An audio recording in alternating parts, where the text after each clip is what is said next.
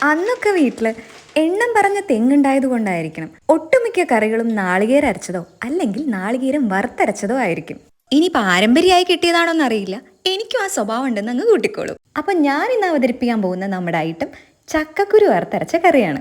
ചക്കക്കുരു വൃത്തിയാക്കി അരിഞ്ഞതിലേക്ക് ഇഞ്ചി, പച്ചമുളക്, വെളുത്തുള്ളി, സവോള, ഒരു തക്കാളിയും ഇത്തിരി ഉപ്പും മഞ്ഞപ്പൊടിയും ചേർത്ത് വേവിച്ചെടുക്കാം.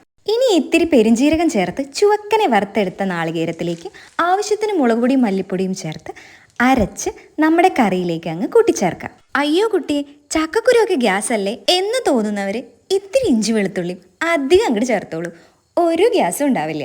ഇത്തിരി മസാലപ്പൊടി കൂടെ ചേർത്ത് കറി വാങ്ങിയ ശേഷം ഉള്ളി മൂപ്പിച്ച് കറി താളിച്ചെടുക്കാം. അങ്ങനെ നമ്മുടെ സ്വാദിഷ്ടമായ ചക്കക്കുരു വറുത്തരച്ച കറി തയ്യാറായി.